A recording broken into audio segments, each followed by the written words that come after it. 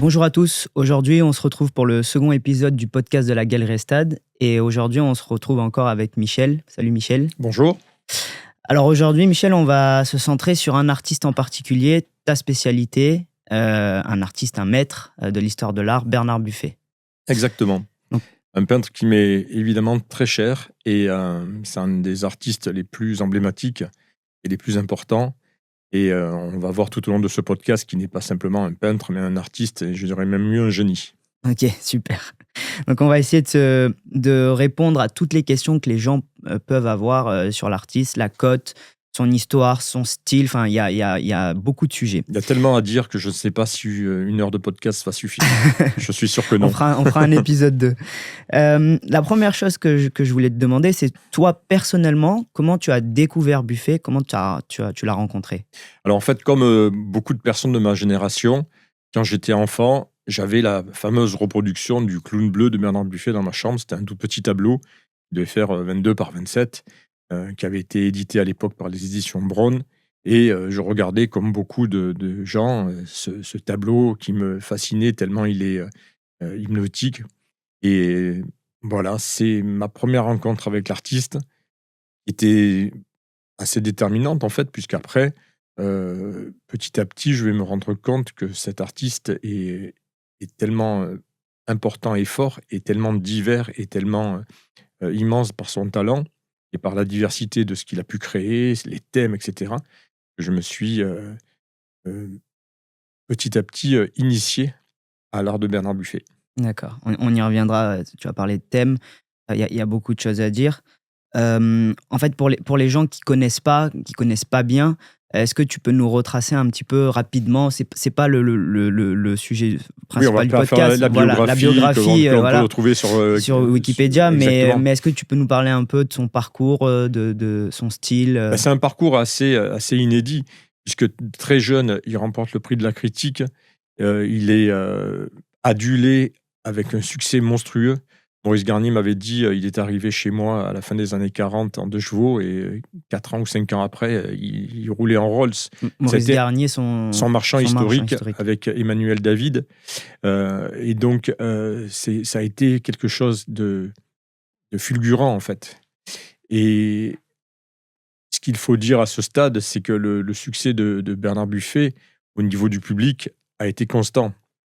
Quand on prend les archives de l'époque de la galerie Maurice Garnier, il y avait 200, 300 personnes qui faisaient la queue chaque mois de février, mais on va peut-être en reparler, lors de l'exposition annuelle de l'artiste. C'était vraiment, dans les années 50, il faisait partie des people, comme on dit maintenant. Il y avait des pages entières dans Paris Match. En fait, c'était vraiment une grosse personnalité, avec tout Saint-Germain-des-Prés, Gréco, Annabelle, bien sûr, etc. Et donc, ça fait vraiment partie de notre histoire collective, Bernard Buffet, en fait. Notre histoire artistique, évidemment, au niveau de la peinture, mais aussi de tout ce contexte de l'époque. Ouais, c'est ça, c'est pas seulement l'histoire de la peinture, mais C'était une l'histoire figure, en fait. culturelle. Moi, j'ai vu, je sais pas si tu as vu le film Yves Saint Laurent avec Bien sûr. Pierre Ninet, Ben oui. où en fait, au départ, on le voit évoluer dans toute cette sphère, cette sphère des années 50, oui. 50, qui vraiment était un puits de culture. Ils travaillaient tous ensemble, ils se connaissaient tous et ils faisaient évoluer la culture française. Quand on prend ça et qu'on les regarde, on se dit, enfin, moi je suis extrêmement admiratif de la créativité et du génie de toutes les personnes qui gravitaient autour de lui, quoi. C'est absolument incroyable. Avec justement Yves Saint Laurent, Karl Lagerfeld, etc. Enfin, puis tous les écrivains. Buffet, c'était quelqu'un de très cultivé. Il aimait les antiquités, il aimait l'histoire, il aimait évidemment, il connaissait parfaitement la peinture. Et voilà, donc il baignait dans un cercle qui était monstrueusement culturel, en fait. Avec une transversalité Et dans ça, les oui, arts. et sa peinture est nourrie de ça aussi. Ouais. On peut pas peindre comme il peignait si on est un cancre, en fait. Ouais, ça, c'est sûr. Enfin, ça, de toute manière, Ouais. pour tous les peintres, c'est ça. Ok. Donc tu parlais tout à l'heure de thèmes d'exposition au mois de février. Explique-nous un peu plus, en fait, comment ça se passait? En fait, au début des années 50, quand il est arrivé à la galerie Maurice Garnier, on lui a donné le mauvais mois. Le mauvais mois, c'était le mois de février. C'est le mois où Les marchands ne les vendent pas. marchands, c'est pas le gros mois d'activité et tout ça. Et donc, Bernard Buffet a eu ce mois-là. Et en fait, par ironie, presque après, chaque année, ça a été le rendez-vous de la galerie Maurice Garnier qui présentait chaque année au mois de février une exposition sur un thème précis. Donc alors là, les thèmes, il y en a eu des dizaines, hein, forcément, le long de toutes ces années. Et c'était un rendez-vous que Bernard Buffet avait avec son public et avec, bien entendu, la critique qui n'a pas cessé de le détruire, quoi. Ah ouais, on en reviendra Mm. après. Au plus Pas- il avait du succès, au plus il était critiqué. Ouais, c'est souvent ça, j'ai C'est l'impression, souvent ça. depuis toujours, aujourd'hui, même au cinéma, en musique, tout ça, c'est Mm. souvent ça. Quand on est populaire par le public, la Dans le critique. bon sens du Ouais, populaire, ouais, oui. dans le bon sens, bien Mm. sûr. Parmi ces thèmes, donc, on retrouve les bouquets, les clowns. Tu nous as parlé du clown. Mais il y a Il a tellement fait Ouais. de sujets. Quand on prend toute l'œuvre de Buffet, moi je suis toujours subjugué et impressionné. Ce type-là a tout peint en fait. Il a peint bien entendu les thèmes que tu viens de citer, hein, les clowns, les bouquets, les paysages urbains, mais les villes, New York évidemment, Venise, Paris, enfin bref, le Japon, les sumos. Il a peint aussi des natures mortes, des sujets qui sont impeignables. Je me rappelle avoir eu une toile dans les mains, c'était une table à repasser avec un fer à repasser. Et- Je ne sais pas s'il y a beaucoup de peintres qui sont amusés à peindre Mm. une table à repasser avec un fer. Parce que franchement, il faut avoir déjà Et l'idée tu de l'as le faire. vendue, cette toile? Non, elle ne m'appartenait pas. Donc, Ah, j'ai ok. pas eu la chance de D'accord. pouvoir la vendre, mais j'aurais bien aimé. Ok. Une toile un peu comme ça, difficile, que j'avais vendue au départ de ma carrière, c'était un collier de cheval aussi. D'accord. Là aussi, pour avoir un collier de cheval chez soi, mais c'était tellement impressionnant, fort, avec cette technique, avec ce lancer, cette projection qui était vraiment extraordinaire. En fait, c'est ça une œuvre d'art, quel que soit le sujet. On attend du peintre qu'il donne le meilleur de lui-même et toute sa personnalité, son âme. Et quel que soit le sujet, quand c'est comme ça, on le reçoit et on l'apprécie. Ok. Et donc, parmi ces thèmes, tu as parlé de New York, de Venise, tout ça, du Japon aussi, on y reviendra. Mais ici, on est à Toulon. Toi, ta galerie d'origine, elle Et à Toulon, était à à côté Toulon. d'ici. D'ailleurs, on remercie en passant TLN Podcast qui nous reçoit dans ses studios aujourd'hui, qui sont toulonnais, et j'en Ouais, suis très fier. exactement. Il y a un rapport avec la Provence pour Bernard Buffet C'est très important voilà, pour qui est lui. important. Déjà, il avait sa maison dans le département des Bouches-du-Rhône, hein, avec Pierre Berger. Ensuite, il a vécu à Saint-Tropez, avec Annabelle, bien entendu. Et ensuite, il a fini ses jours à Tourtour. Donc, entre les Bouches-du-Rhône, le Var, il est très ancré dans notre région, avec ce domaine de Tourtour absolument incroyable, un mât perdu au milieu d'hectares et d'hectares de végétation. Il en a fait son refuge, son nid, où il était dérangé par rien, si ce n'est peut-être quelques sangliers. Mais voilà, c'était un endroit qu'il a façonné et qui était absolument merveilleux. Quand on regarde les photos de la Baume, c'était un endroit sublime avec des... On te regarde ses toiles aussi. Et les toiles qu'il a fait de la Baume, où il nous a fait partager son intimité, puisqu'on voit dans certaines toiles ses collections, par exemple, d'œufs d'autruche, etc., d'autres sujets. C'est des toiles qui sont assez intimes, parce que on n'ouvre pas sa maison de manière aisée, quoi. Ouais. Voilà. C'est Ok. un peu, il nous a fait partager son intimité via les toiles de la Baume, et elles sont très belles et très fortes. Tourtour, c'est un village dans le Haut-Var, oui. Haut-Var, ouais. Et d'ailleurs, c'est à Tourtour que se trouvent sur la place du village les deux seules sculptures de Bernard Buffet qu'il y a en France, puisqu'il y en a également au Japon. C'est un insecte et un papillon. Ok. Voilà. Deux sculptures en bronze. Deux sculptures en bronze qu'on peut admirer donc à Tourtour dans le Var. D'accord, on a de la chance. Voilà. C'est pas loin.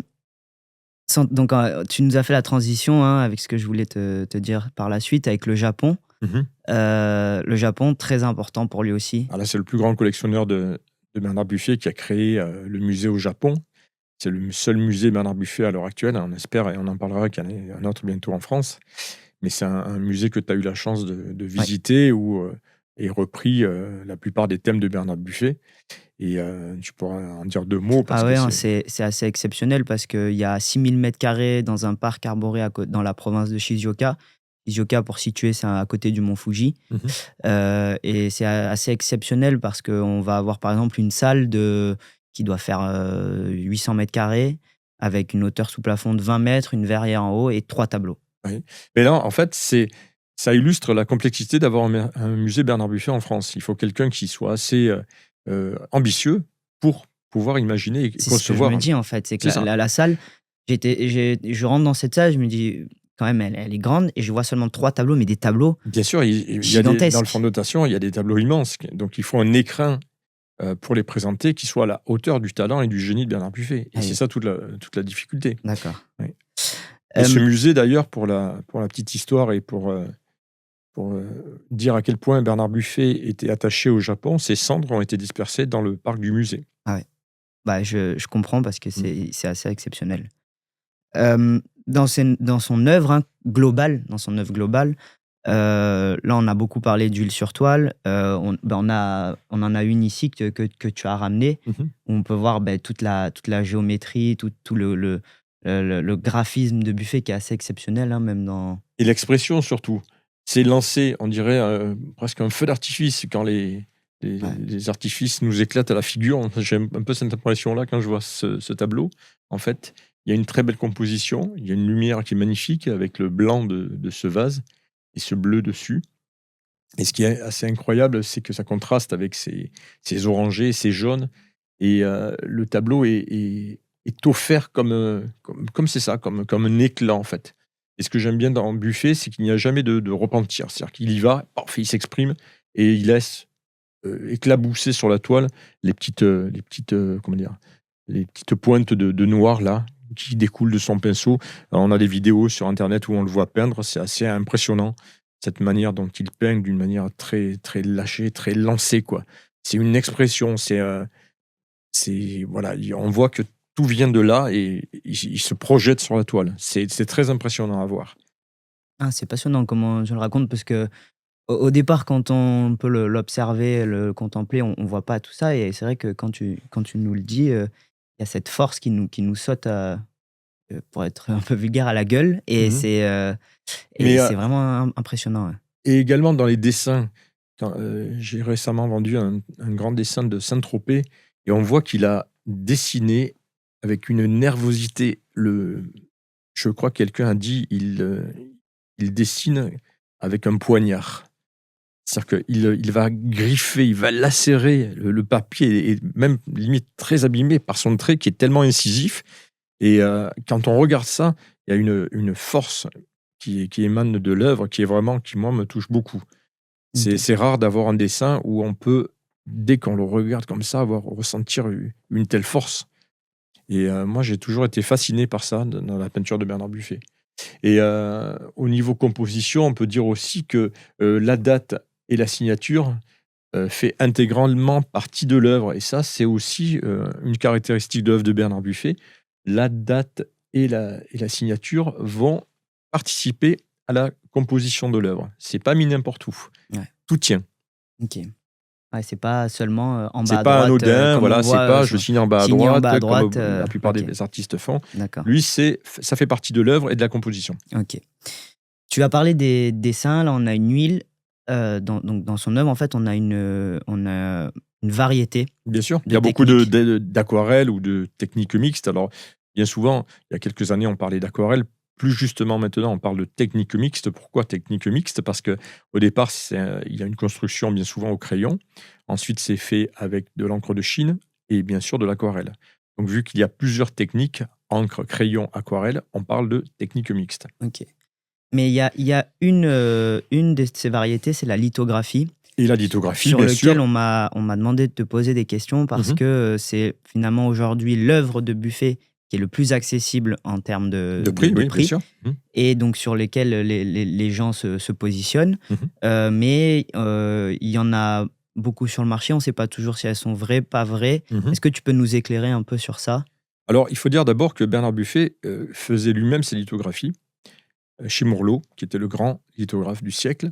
Donc, il déterminait une lithographie qu'il tirait le plus souvent à 150 exemplaires et il se réservait 20% du tirage en épreuve d'artiste. Donc, en gros, et d'une manière définitive, c'était 150 plus 30 exemplaires, donc 180. Et la grande majorité des lithographies de Bernard Buffet sont donc tirées à 180 exemplaires. Et une fois que ces planches étaient tirées, Bernard Buffet rayait les plaques pour pas qu'il y en ait d'autres. Tout Ok. cela est répertorié d'une manière très précise dans les 2 tomes du catalogue raisonné, tome 1 et tome 2, jusqu'à la fin des années 80, puisqu'ensuite le catalogue raisonné est sorti, on n'a pas la suite.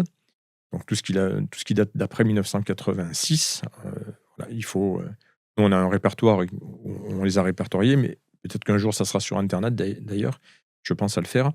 Mais voilà, en tout cas, on sait pertinemment le nombre de tirages, le nombre de plaques pour chaque lithographie. Alors il faut bien expliquer que la lithographie, c'est plusieurs plaques.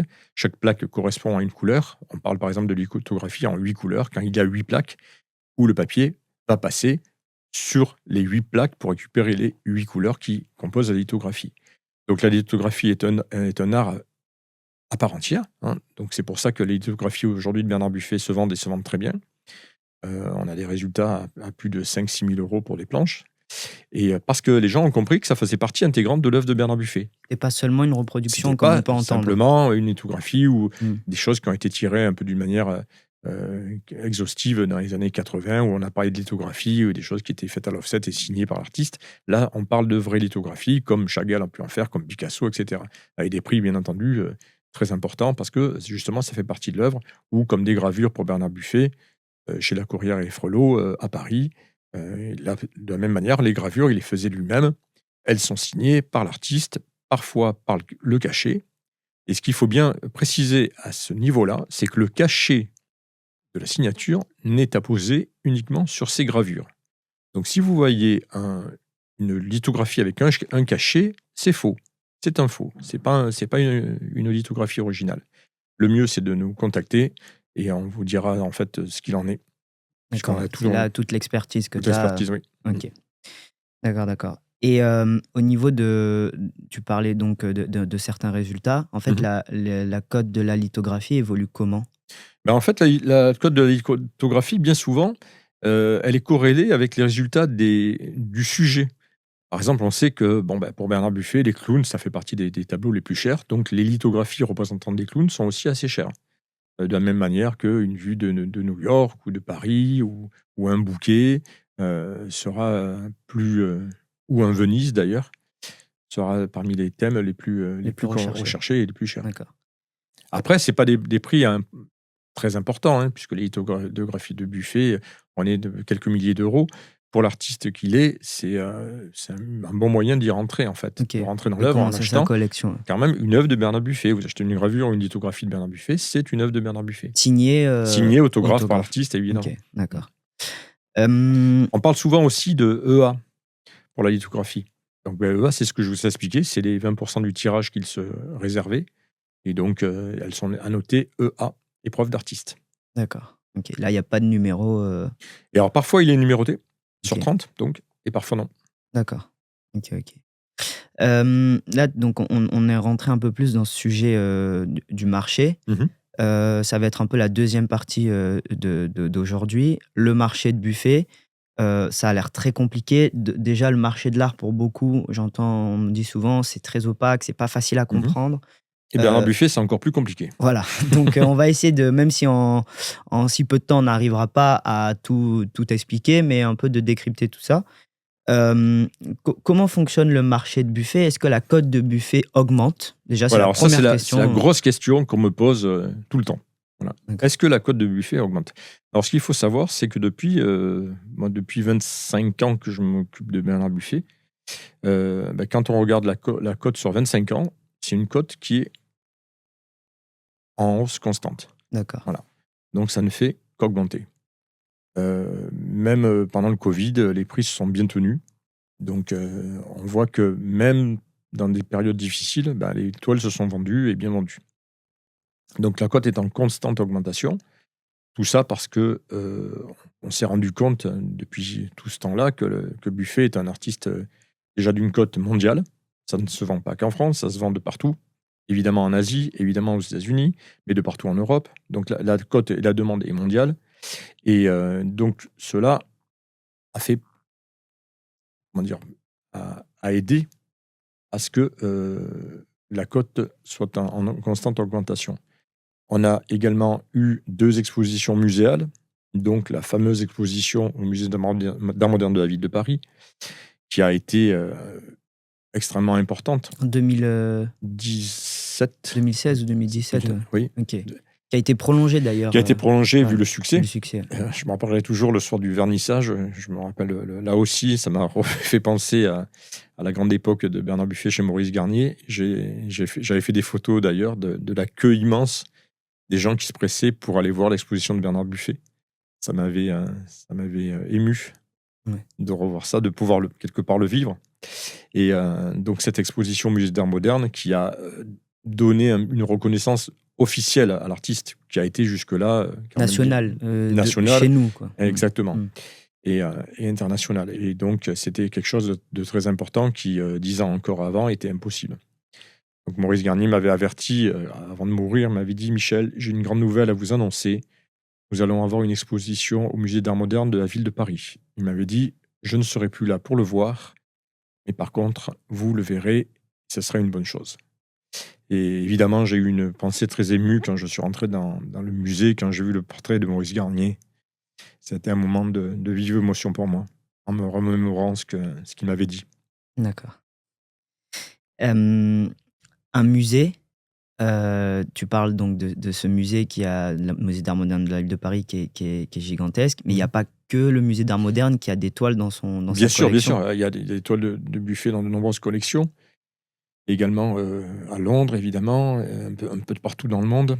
On l'a à dit au Japon, évidemment. Et ce qu'il faut dire aussi, c'est qu'il y a eu, parallèlement à ça, une exposition plus intime au musée de Montmartre sur Bernard Buffet intime, qui était une exposition organisée par son fils Nicolas, qui était tout à fait intéressante et poignante, avec plein d'émotions, puisqu'on a pu admirer par exemple, une boîte de peinture ou une toile où on voyait par exemple Bernard et Annabelle avec un cœur, enfin toute un Bernard Buffet beaucoup plus intime, ouais. qui complétait merveilleusement bien l'exposition impressionnante et grandiose du musée d'art moderne. Quand on rentrait au musée, quand on a vu cette immense toile des toreros là, c'était vraiment incroyable, impressionnant. Donc tu me dis que la cote augmente en fait depuis 25 ans. Toi, tu as commencé à vendre des buffets à l'époque, en 2000. Oui. Donc tu es allé voir Maurice Garnier directement. Et tu me l'expliquais juste avant qu'on commence, c'est ça que je trouve assez fort, c'est que tu es allé à un moment donné où Buffet, bon, ça valait de l'argent encore un petit peu, mais à côté de ce que c'est aujourd'hui, ça valait rien. C'était pas la mode, clairement. Ouais, c'était pas la mode. On était en 2000 dans une espèce de Buffet venait de mourir en 1999, et bien souvent, on sait qu'après le décès, ça tombe un peu petit à petit en intérêt. Et Buffet, ça a été l'inverse, en fait. Mais par contre, au tout début des années 2000, on n'était pas beaucoup à le défendre. Hein.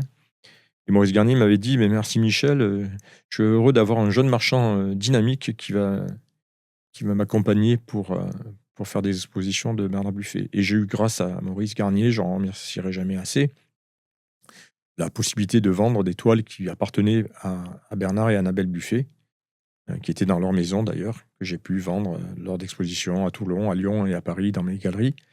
Et grâce à ça, avoir pu faire profiter mes collectionneurs de toiles absolument incroyables et inédites. D'accord.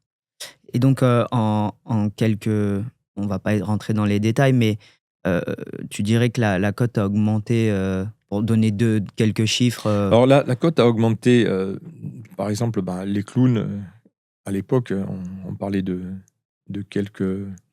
On va dire, on avait un clown pour 50 000 €. Aujourd'hui, il est évident que c'est bien au-delà de ça, puisqu'on a un multiplicateur très important sur, par exemple, les clowns de Buffet. Et la cote a augmenté d'une manière assez différente par rapport au sujet. Ouais. Les clowns ont beaucoup augmenté, les bouquets ont augmenté, mais d'une manière assez inédite, les toiles des débuts des années 50, qui se vendaient extrêmement bien il y a 25 ans, mieux, aujourd'hui, se vendent un peu moins bien, un peu moins cher, on va dire, que les autres. Bon, après, Même si ça reste toujours un bon investissement si vous bien en avez sûr, acheté une. parce que de toute manière, Mm. quel que soit le buffet acheté, je pense que d'ici 10, 15, 20 ans, ça sera intouchable, comme beaucoup d'artistes aussi importants l'ont été. D'accord. Euh, cette Ce qu'il notion. faut, ce que je veux dire en fait, arriver ici, c'est que euh, il y a tellement de sujets, de tableaux différents, il est très difficile d'avoir une estimation juste. Et notre expertise, et mon expertise, c'est justement de dire aux gens, ben voilà, vous avez ce tableau qui correspond à telle époque, telle période, tel sujet, et donc aujourd'hui, sur le marché, ça vaut tant. Voilà. Il faut avoir toute l'expertise de l'artiste pour pouvoir vraiment taper Ouais. juste, en fait. Parce que même dans les bouquets, il y a des choses plus ou moins chères selon ce que c'est. Donc, c'est vraiment très pointu, en fait. C'est ça qui est assez fou dans ce marché, je trouve, c'est que toi, tu vends des tableaux depuis 40 ans. Tu en as vendu, je ne sais même pas combien, peut-être des Des dizaines de dizaines, oui, bien milliers, sûr. Oui. des dizaines de milliers. Et pourtant, tu peux dire aujourd'hui que tu es expert de. Enfin, tu connais vraiment parfaitement le marché de peut-être une dizaine ou une vingtaine Oui, d'artistes. ben, dans ce métier, il faut être modeste Ouais, parce que voilà, c'est très difficile. Quand on parle d'expert généraliste, moi c'est je ça, c'est. rigole parce qu'on ne peut pas être expert. Ouais, Voilà. On est expert de quelques peintres. Voilà. Et les meilleurs experts de vente aux enchères que je connais, les meilleurs, ce sont les plus modestes et ce sont ceux qui vont ouais, demander aux experts spécialistes Mm, chaque fois: mm. que penses-tu de ce tableau? Que penses-tu de ce tableau? Voilà, C'est un ça. vrai expert généraliste aujourd'hui, c'est ça. Il Et s'entoure des meilleurs experts pour chaque artiste qu'il doit présenter. Ah, l'expert qui vient en disant moi je sais tout sur tout, attention danger, ouais, ouais, parce que c'est pas possible. parce que toi, il t'a fallu 25 ans. Mais j'apprends toujours. Oui, tu apprends toujours. C'est un métier qui est tellement fabuleux, c'est qu'on apprend tous les jours et c'est jamais fini. Mm. Voilà, il y a toujours une toile qui sort. Qu'est-ce que c'est ça? Voilà, on est surpris.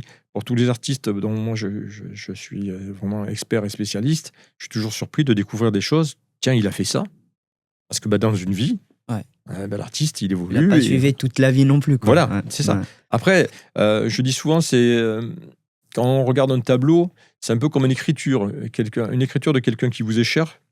Une lettre, on sait que c'est lui ou elle qui l'a écrit. Ben, en peinture, c'est un peu ça aussi. Je le rapproche de ça. C'est-à-dire qu'on voit le truc, et quand je suis en présence d'un faux, d'un coup, oh, tiens, il y a un truc qui va pas. Il y a un ressenti, en fait. On regarde la toile, on dit c'est pas mal, mais alors, la signature, ça va pas. Ou alors, tiens, ça, il aurait pas fait comme ça. Ça, il y a une faiblesse à ce niveau-là. Ça, c'est pas bon. Ça, il a jamais fait ça comme ça. Et donc, il y a des petits signaux qui font pip, pip, pip, qui s'allument, et on se dit non, ça va pas. Ok. Voilà.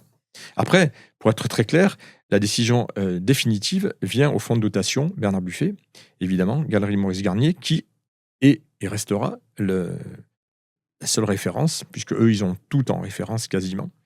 Et on peut, grâce à eux, avoir évidemment toutes les caractéristiques, l'année de création de l'œuvre, quasiment le mois, etc. Et évidemment, je travaille en étroite collaboration avec eux dès que j'ai un tableau, et pour m'assurer évidemment que tout va bien. L'authenticité. Voilà. Ok, d'accord. Hein, donc, il y a quelque chose sur lequel je voulais rebondir tout à l'heure. Je t'ai laissé finir, mais en fait, toute cette expertise, aujourd'hui, on parle beaucoup d'intelligence artificielle sur tous les domaines. Mhm. Et je me disais qu'en fait, toute l'expertise que tu as et toute cette expérience que tu as accumulée, tu n'es pas prêt d'être remplacée par une IA pour le moment, parce que là, je pense qu'elle serait même pas capable de concevoir tout ça, de comprendre tout ça. Aujourd'hui, du moins, C'est tellement fascinant, cette intelligence artificielle. Moi, ça me fascine et ça me fait peur à la fois, parce que ça va remplacer plein de métiers, quoi. Ouais. Mais au niveau, justement, ressenti, l'œil, tout ça, est-ce que l'appareil, la technique sera suffisamment pertinente pour remplacer cette expertise humaine, ce ressenti qu'on peut avoir? Je sais pas, je pense pas, mais après, Ah, mais on est en tellement... tout cas, pour le moment, pour le moment, c'est sûr. Hein, et c'est pour ça que je me dis, si vous avez une œuvre de Buffet, si vous hésitez, il suffit pas de dire, ah ben voilà, je mets la photo sur ChatGPT, est-ce que c'est vrai, est-ce que c'est faux? Hmm. Parce que toute l'expertise que tu as, toute l'expérience, elle ne sera pas pour le moment. Après, vous voyez, il y a eu beaucoup de reproductions. Bien souvent, on m'envoie des mails en disant que pensez-vous de ça? Alors évidemment, si vous avez le Clown bleu de 1955, c'est une reproduction, hein, voilà. Si vous avez le Grand Bouquet, si vous avez le Port de La Rochelle, etc., les éditions Braun ont fait beaucoup de reproductions. Et donc bien souvent, les gens, ah ben tiens, j'ai trouvé le canal, est-ce que cette toile est authentique? Non, c'est une reproduction. Et les éditions Braun étaient assez pertinentes, puisqu'en fait, c'était reproduit sur toile, et c'était repris bien souvent avec du vernis, qui fait que quand vous regardez le tableau, on dirait qu'il y a une matière, en Une fait. matière, ouais. On Donc peut pour être, quelqu'un qui n'est pas initié, exactement. il se dit, tiens, j'ai trouvé un tableau de Bernard Buffet. Ok. Et ça arrive souvent de... Tu fais beaucoup de déçus tous les jours. Eh oui. Et moi, le beau premier, hein, Oui. parce que je suis toujours très heureux, évidemment, de pouvoir acquérir une toile pour notre nombreuse clientèle. Et quand on m'envoie un tableau qui est faux, ou qui est une reproduction, c'est toujours décevant. D'accord. Et c'est ça aussi, parce qu'aujourd'hui, la demande est telle que, en fait, tu as plus de mal à acheter Bien sûr, qu'à vendre. bien sûr. Et c'est pour ça que je suis toujours en recherche de toiles et j'achète évidemment les tableaux de Bernard Buffet. Tableaux, aquarelles, dessins, lithographie. Donc, comment je fais moi, demain, je trouve un tableau dans le grenier de ma grand-mère ou accroché chez elle. Alors déjà, dans le grenier de la grand-mère, j'y crois pas beaucoup. T'y crois pas Parce que beaucoup. quand on donne un tableau de Bernard Buffet, On le bien met pas souvent, dans le grenier. on l'a pas dans le grenier. Ouais. On a un certificat d'authenticité de la galerie Maurice Garnier. Donc les gens, ça s'est toujours vendu quand même assez cher. Donc la probabilité d'en trouver dans un grenier, on va dire que Ok. c'est faible, hein. Mais bon, j'ai Par un contre, le tableau. grenier, c'est une reproduction, bien souvent, hein. Oui, c'est ça. Quand ça part sur j'ai une reproduction, j'ai Ok. un tableau que j'ai trouvé dans un grenier, 9 fois sur 10, Ouais, c'est une 99 reproduction. fois sur 100, c'est Mais j'ai un tableau, je souhaite le vendre. Comment je fais? Bien, vous nous contactez et on va, nous, vous faire une expertise de prix, en fait, justement par rapport aux critères que j'ai indiqués juste avant. Et ensuite, on va vous faire une proposition d'achat ou de dépôt-vente, selon ce que vous souhaitez faire.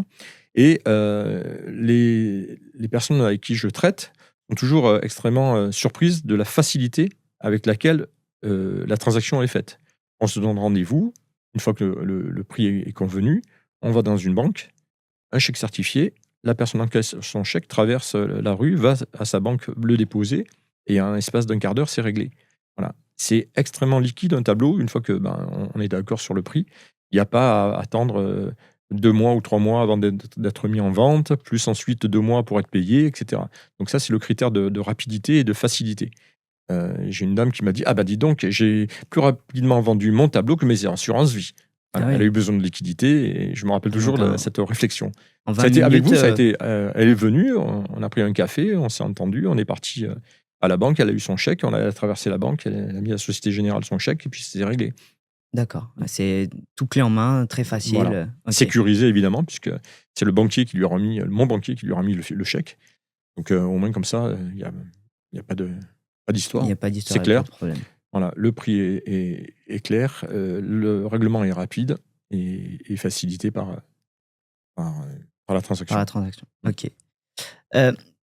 Un peu le dernier sujet que j'aimerais aborder avec toi, c'est, tu m'en as parlé juste avant, on l'a évoqué, c'est peut-être un rêve ou un souhait très cher, c'est le musée.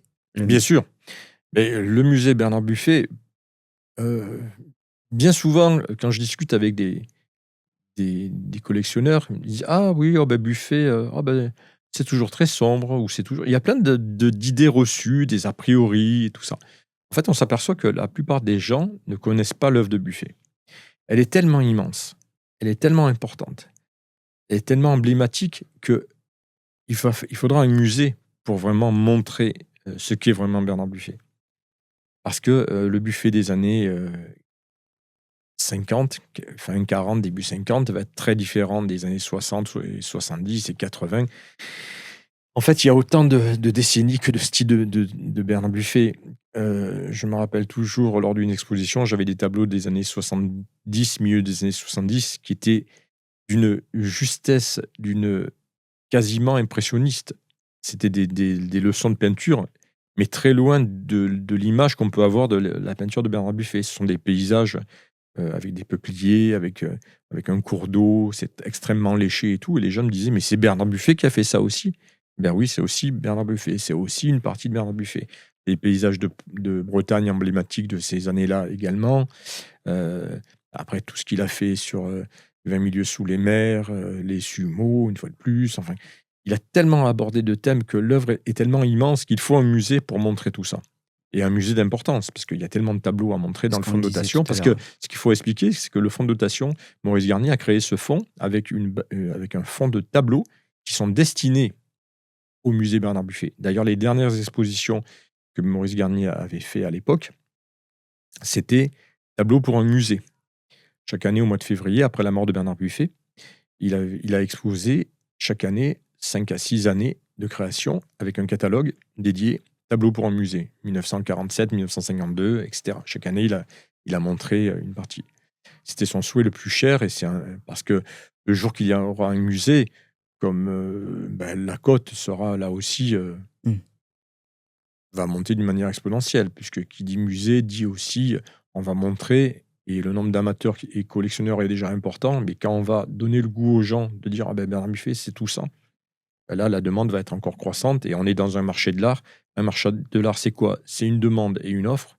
Quand l'offre, malheureusement, elle est tarie depuis la mort de Bernard, et donc une fois que la demande augmente, les prix augmenteront. Voilà. Après, ce qu'il faut dire, c'est qu'il y a eu beaucoup de toiles de Bernard Buffet. Il a peint énormément. C'était sa vie de peindre. Est-ce que c'était une bonne chose ou... Et c'est une bonne chose, bien sûr, puisque aujourd'hui, on retrouve des tableaux de Buffet de partout sur la planète. Mm. Il y en a sur tous les continents. Et donc, le fait qu'il y ait beaucoup de tableaux fait que le marché est extrêmement vivant. On trouve des tableaux, hein, à des prix forcément très importants quand ils sont mis à la vente, mais on en trouve encore. Et donc, le marché est actif et il est vivant. Donc ça, c'est une très bonne chose. C'est ça, souvent j'entends dans les salons, ah, il y a trop de buffets, il a trop produit. Alors ça, c'est le truc qui m'a toujours fait rire. Dans un salon, il y a trop de buffets, il y a trop de ci, il y a trop de là. En fait, ce qu'il faut bien comprendre, c'est que tous les marchands essaient d'acheter les peintres qu'ils vendent le plus. Mm. Donc quand vous êtes sur un salon où vous n'avez aucun tableau d'un artiste, c'est pas très bon C'est signe. pas bon signe. Parce qu'en fait, Ça veut ça dire veut que ça dire se qu'il n'y a vend aucune demande. Mm. Donc tout le monde achète et essaie de vendre les artistes les plus demandés à l'heure actuelle. Voilà. Ok. À la différence de ce que j'ai fait au début des années 2000, où je suis allé moi-même chercher c'est des ça. tableaux de Bernard Buffet. Et à l'époque, les collectionneurs qui m'ont fait confiance aujourd'hui sont très Ils heureux. doivent être très heureux de Voilà. t'avoir fait confiance. Voilà. Ok. C'est D'accord. devenu des amis. Voilà. Ok. Donc en fait, ouais, si on a, pour un peu résumer, si on a ce musée un jour, déjà pour le rayonnement de l'art, de l'œuvre globale de Bernard Buffet, ça serait déjà incroyable. Important, Et, bien sûr. et pour, Et ça sera important aussi pour la région qui l'accueillera. exactement. Ouais. Moi, je veux dire, j'essaie toujours d'alerter les élus varois en disant mais Bernard Buffet et Varois, qu'est-ce qu'on attend pour créer un musée dans le Var? On est coincé entre Nice et Marseille. Voilà, ça serait extraordinaire pour la région et le département Une du Var. attractivité Une économique. attractivité énorme. Ouais. Voilà. D'avoir un musée Bernard Buffet, c'est le monde entier qui débarque, quoi. Ouais. Et donc, ça serait. Mais bon, pour l'instant. C'est ce que tu disais. En fait, il y a besoin de tellement de place. Oui, Tu peux pas faire du réchauffé. Non, il faut quelque chose surtout d'envergure. Voilà. Quand on voit le musée de Soulages à Rodez, je crois que j'avais regardé, c'est à peu près les mêmes dimensions que le musée Buffet au Japon. Mhm. C'est à peu près 6000 mètres carrés. C'est ça. Après, c'est pas non plus. Non, c'est pas non plus. C'est faisable. déconnant, Vu l'impact économique, Ouais. c'est quelque chose qui est. Ah, c'est sûr que Rodez, je connaissais pas avant. Voilà.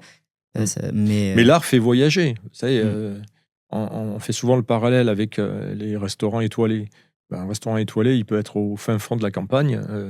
Ah oui, c'est sûr. Les gens vont venir manger. Chez Bras, dans l'Aubrac. Voilà, par exemple, ou chez Olivier Belin à Plomodierne en Bretagne, par exemple. Le type est extraordinaire. Les gens viennent de partout. Ouais. Ah, c'est sûr. Moi, c'est ce que j'ai fait. Christophe Battier, bien entendu. C'est ce que j'ai fait d'ailleurs. Le musée est entre Osaka et Tokyo, et j'ai loué une voiture pour pouvoir faire la démarche d'aller voir juste. Et c'est ça qui est magnifique, justement, c'est que quand on aime un artiste, on va le voir où qu'il soit, en fait. Ouais. Ok. Bah écoute, Michel, je pense qu'on a évoqué beaucoup de sujets. J'ai l'impression d'avoir rien dit, en fait. J'ai des choses en tête. Alors, il faudra venir te voir exactement, dans les galeries. Voilà, pour partager sur mais on va sûrement refaire d'autres épisodes. On va parler encore de Bernard Buffet parce qu'il y a tellement à dire, mais on va aussi évoquer dans les prochains épisodes ton rapport avec les artistes. Je pense qu'on va essayer de faire venir des sculpteurs pour Bien sûr. comprendre un peu aussi, parce que tu es expert du bronze animalier. Oui. Et Euh, c'est une facette de mon travail et qui est. En fait, je m'interdis rien et je fais mon métier comme un amateur et un collectionneur. Donc, Ouais. dès que je trouve quelque chose qui me plaît, c'est ça qui- sans limite et sans, Ouais. sans paroisse, en fait, parce que j'ai horreur des paroisses. Euh, Bien souvent, je peux vendre aussi bien un Bernard Buffet qu'un Georges Mathieu. Voilà. Parce que pendant des années, on a cantonné les choses. Ah non, mais si vous vendez des abstraits, il ne faut pas vendre des figuratifs. Mm. Moi, j'en ai rien à faire. Je Oui, vends ce qui me tu plaît. vends du Et j'aime la Buffet, peinture. comme tu peux vendre de l'art Voilà. naïf à côté. Exactement. Je Ouais. peux vendre un géant, je peux vendre un Mm. Buffet, des gens qui me touchent, des gens qui sont authentiques, qui sont vrais, des vrais artistes. Chez Ouais. nous, j'ai la prétention de dire que tous les gens avec qui je travaille, ce sont des vrais artistes qui sont investis, qui vivent de et par la peinture, parce que c'est leur moyen de s'exprimer et c'est vital pour eux de peindre ou de sculpter. Voilà. Et c'est pas simplement des gens qui sont là pour imaginer ce qui va mieux se vendre et de créer d'une manière industrielle. Parce qu'en fait, t'es pas seulement un marchand qui va acheter et revendre, mais tu es aussi vraiment un agent d'artiste, un mentor pour beaucoup d'artistes qui sont encore vivants. Et je trouve que C'est un accompagnement, c'est en un fait. accompagnement, mais je trouve que en fait, Buffet, ça a énormément guidé ta carrière. Mais Maurice Garnier aussi, parce que dans le sens où Maurice Garnier, c'était le mentor de Bernard Buffet. Bien sûr, et j'ai bien sûr. l'impression que sur certains artistes, quand on voit ce qui se passe dans ta galerie, tu reproduis ce modèle. Donc Maurice, pour moi, c'était quelqu'un qui a énormément compté dans ma vie. Déjà, il m'a fait confiance alors que j'étais tout jeune marchand. Hein. En 2000, quand je suis allé le voir, je suis sorti avec une dizaine de tableaux de Bernard Buffet, juste sur ma bonne parole. Je lui ai dit, je vous signe quelque chose. Non, Michel, je travaille dans la ouais, confiance. tu nous Et ça, l'avais dit, c'est. ouais, c'était assez fou. Bon, après, en discutant avec Jacques Gasparian, son bras droit, il m'avait dit, mais il sait qui tu es. Donc, le jour qu'il avait fait ça, il savait pertinemment à qui il avait affaire. Sinon, il t'aurait jamais. Ouais, bien sûr. Mais il avait enquêté sur toi, il a fait sa petite enquête et tout ça. C'est pour ça qu'il t'a laissé partir juste sur ta bonne figure, comme il m'a dit. Et Jacques Ok. Gasparian était quelqu'un de très important aussi qui a compté, puisque c'était le bras droit de Maurice. C'était quelqu'un que j'appréciais beaucoup et qui me le rendait bien en retour. Et avec Jacques aussi, j'ai beaucoup appris. D'accord. Ok. Écoute, je te remercie d'avoir répondu, alors pas à toutes les questions, je pense, on n'a pas tout vu, mais à quelques questions, à toutes, de nous avoir enrichi C'était un autour de ce plaisir. Moi, sujet. l'art, c'est le partage, donc c'est ce partage-là. Ouais, c'est ce que je vois dans les expos, dans les vernissages, tu es toujours en train de partager avec tes collectionneurs. Donc n'hésitez pas à venir voir les expositions. Vous pouvez aller voir sur le site internet www.stade.com les expositions à venir. Il y a au moins une fois par an, il y a une exposition Buffet, voire Exactement, deux, oui. que ce soit à Paris, à Lyon, à Toulon. Voilà. De toute manière, nous avons toujours des œuvres à la vente et les collectionneurs peuvent aussi nous contacter aussi bien pour vendre que pour acheter une toile, évidemment. Ok. Voilà. Écoute, je te remercie et puis on se dit à la prochaine pour un nouvel épisode. Merci et à bientôt. Au revoir.